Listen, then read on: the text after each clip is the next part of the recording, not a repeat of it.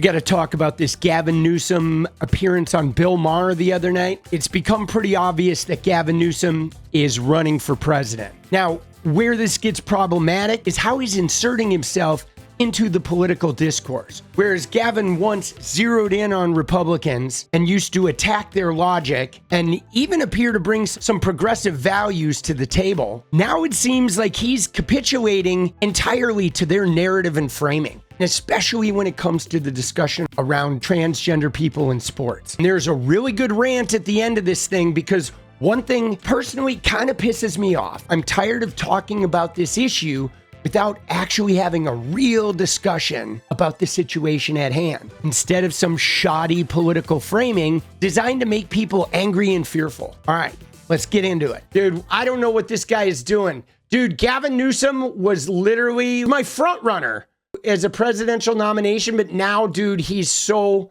out of whack. He's so out of pocket now. It's really been interesting, the reaction to the podcast. I mean, we had some controversial figures on, I'll acknowledge that, and Steve Bannon, Charlie Kirk, and some others. But you're right. I mean, this idea that we can't even have a conversation with the other side. You have to. They won. Thank you. That's it, bottom line. And by the way, the notion we just have to continue to talk to ourselves or we're in the same damn echo chamber. These guys are crushing us. The Democratic brand is toxic right now. Dude, they're again, crushing us. That seems like a little, like a 1.4%. They didn't get 50% of the vote. There's a lot of shit out there like Palestine and trans rights. Are they really crushing us?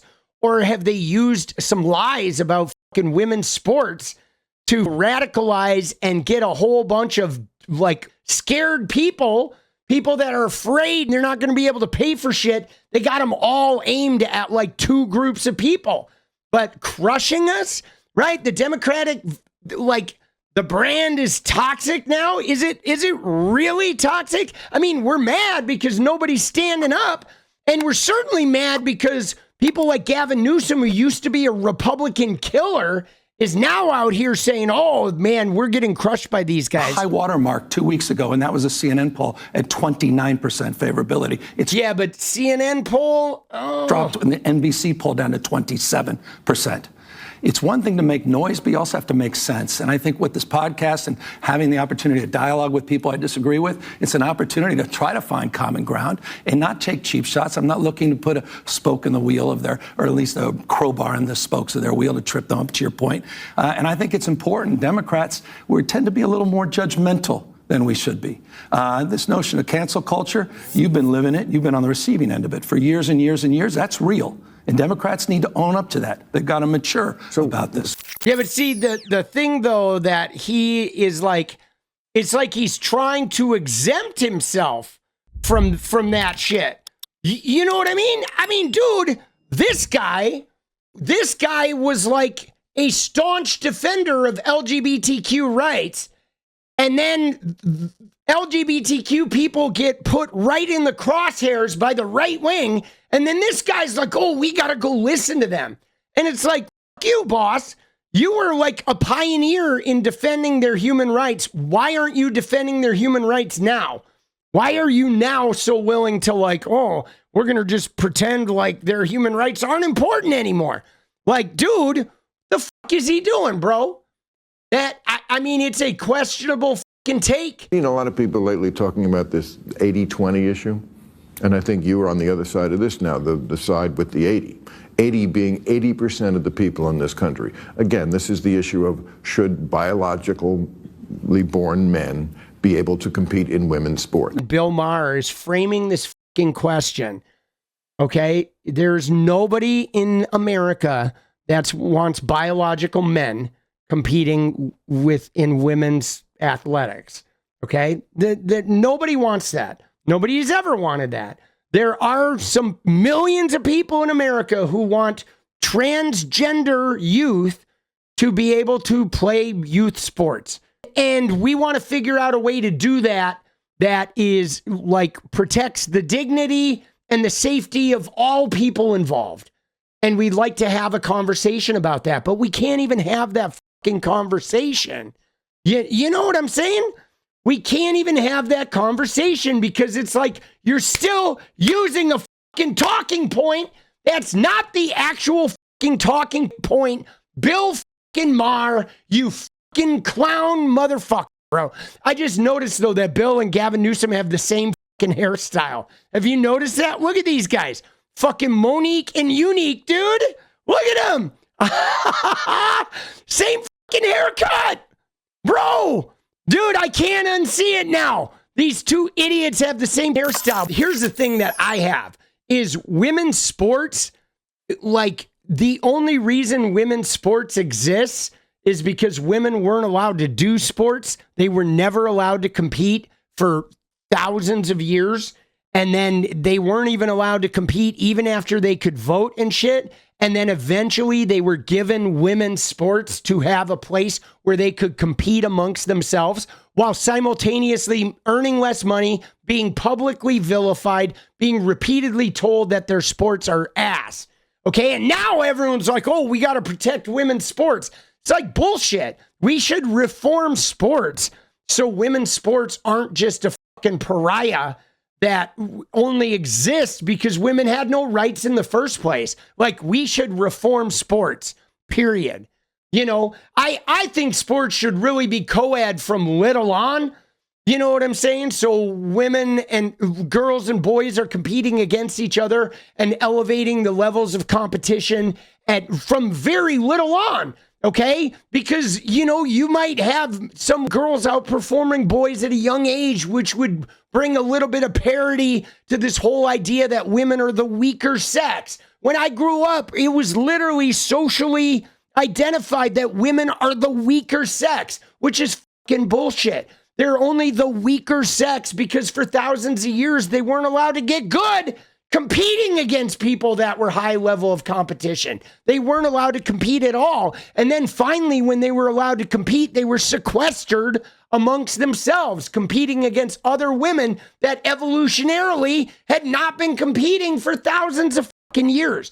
Like, it should be co-ed from the earliest days for the kids. There's no reason to separate it out. You can separate it out maybe at the fucking pro level or something later on. But the fact that it's even separated from little on is just keeping women down. You know what I'm saying? It's always been keeping women down. 80-20 issue. And I think you are on the other side of this now, the side with the 80.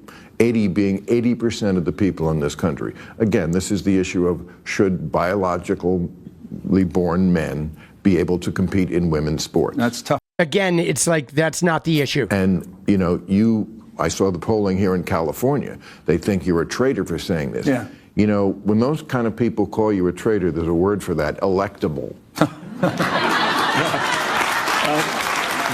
If the Democrats, and 80% of the people are with you on this now. Yeah. If the Democrats can't get with 80, how are they going to do something when it's a 51-49? No, look, I get it. And that's, look, and the other side weaponizes these issues. They dehumanize, they attack, they demean, and they've weaponized this issue extraordinarily well. That said, on the fundamental question, is it fair? And I can give you example after example. Just in my home state, there was someone that won a triple jump by 8 feet. Right. All right. It's just, but it's, you know, serious. And you know, we had two people in the state champion. This broke my heart. 2 years ago, I'll never forget it. 18 months ago, we had two extraordinary athletes that got into the state finals, trans athletes. Got in the state finals. The backlash was so bad, they didn't even compete. And the other two people that were kicked out weren't able to compete. It was fundamentally unfair. We haven't been able to figure that out. So See, again, though, I don't think the issue is transgender people competing. The issue is sports. The issue is sports. Sports is fucked up. It's not fair. It's never been fair. It's always favored these like tremendously gifted people. And it never really became an issue until now, until trans people wanted to compete. But now we're realizing, I mean, dude, it wasn't fair when I was younger. Dude, when I was younger, even in the 80s, okay, I played every sport. I was so competitive, but all sports was at the youth level was a bunch of people that weren't very good being fed into a meat grinder to get chewed up by these gifted athletes. And simultaneously, the gifted athletes were revered and treated like they were special. And the rest of us were treated like we had no fucking value. It was horrible messaging. Okay, horrible messaging from little on, dude. Sports in America is just literally horrible for kids' self-esteem unless you are one of the fucking gifted athletes. So we should address the larger issue of youth sports. We should. But again, the fact that we're focusing this on the trans people and making them seem like they're the ones who are creating this problem. And then by taking the men in women's sports tack, you're not even taking their trans nature, like you're removing their trans identity, and you're essentially weaponizing the vessel they were born in versus their actual identity. Like, dude, that's just bullshit. And it's become this fear-mongered thing. And yeah, dude, we really could talk about sports in general and then create some type of limitations. Like you have to transition before a certain age, or that you have to have certain hormone levels, or can we make sports co-ed from little on? So then the women are just more competitive in general. I mean, if we went 100 years of boys and girls competing against each other from little on, you would be surprised at how quickly the women would evolve to be competing right up there with men. They absolutely would. That's how evolution works, right? It may take a couple hundred years, but the fact that there could be weight classes, I think it should be more like hormonal classes, because it really does come down to hormones.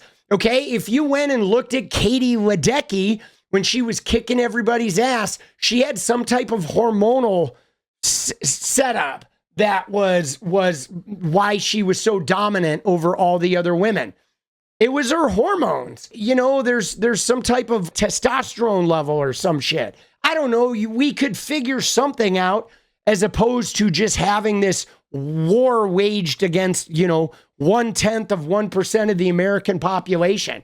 And yeah, they don't talk about that. That's the thing that bothers me about this. And even with Gavin Newsom sitting here, is he might run for president and still not talk about this. We should be having the real fucking discussion.